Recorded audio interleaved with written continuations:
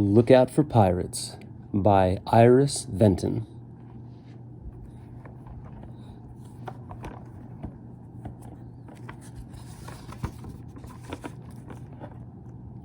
It was a dark night. It was hard to see, but Captain Jim and his men worked fast. They put bag after bag of gold into a box. Then Captain Jim and his men put the box of gold on his boat. They had to get this gold to another town. There were pirates here, and the pirates wanted this gold.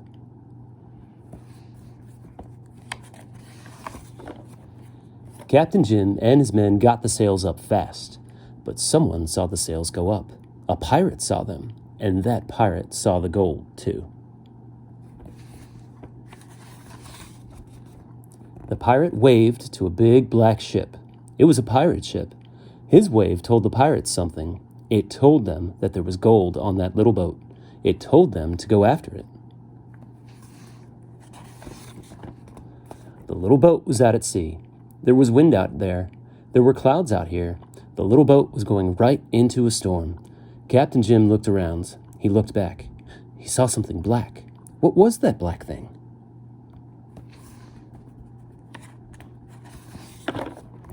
"I see a sail. I see a black sail," Captain Jim called to his men. "A pirate ship is coming after us. We must get away fast."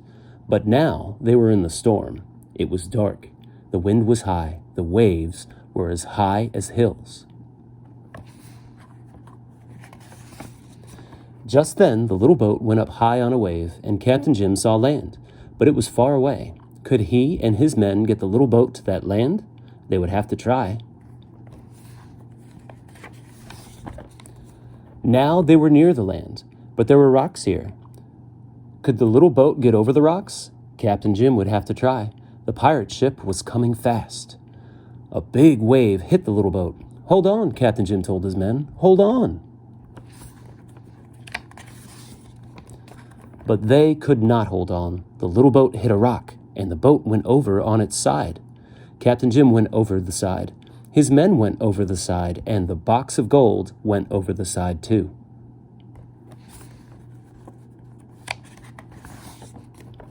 The gold went down into the sea. Captain Jim saw where it went down, but he could not do a thing about it. He and his men had to get to the land. The waves were high. The men could not go fast, but at last they got to land. The morning came. The storm was over. There on the sand lay the little boat, and there on the sand lay some other things too, but there was no box of gold. "We must take what we can up that high hill," said Captain Jim. "Up there we can look around for the pirates." They all looked around from the top of the hill. "Look," said Captain Jim, "here come the pirates. They see our boat."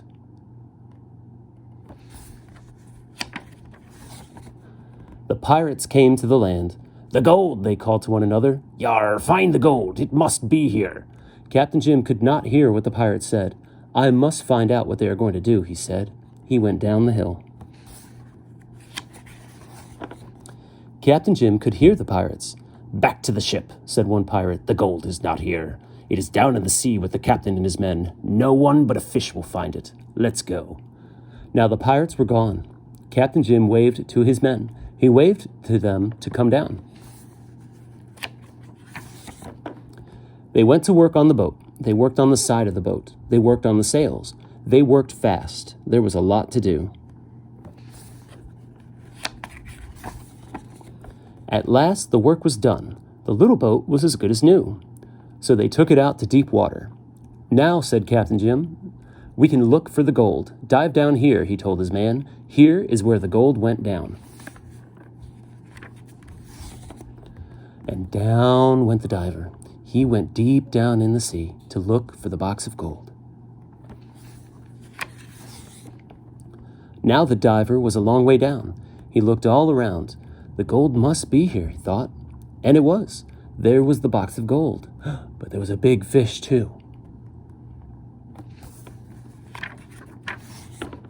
The diver went over to the gold. Then he saw the big fish coming right at him. He would have to do something about that big fish. The diver put his hand to his hat.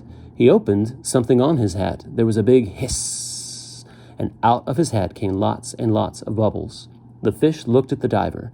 The fish looked at the bubbles. Away went the fish.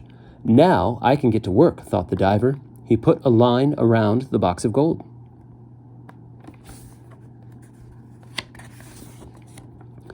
The diver got on top of the box of gold. He gave the line a pull. The pull said, "Pull me up." Now he and the gold would have a ride to the top. How happy they all were to see the gold.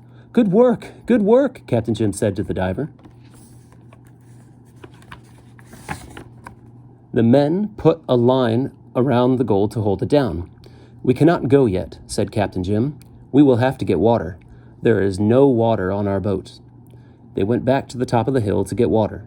Captain Jim looked all around.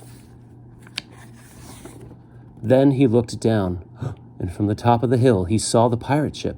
The pirates had come back. Now Captain Jim had to think. He had to think hard. How could he and his men get away? How? And at last Captain Jim said, "I think there is a way." Then he showed his men a big wasp nest, and he told them his plan.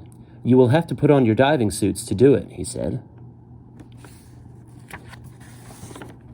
The men got into their diving suits.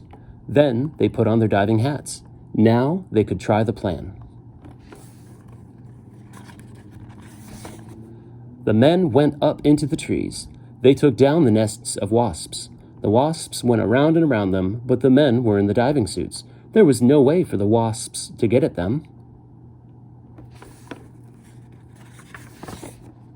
Then they took the nests to the side of the hill, right over the pirate ship. 1, 2, 3, let go, they said, and down went the nests of wasps. Down went the nests on the pirate ship, and out of the nests came the wasps. The wasps went after the pirates. The pirates had to get away from the wasps. They jumped into the sea.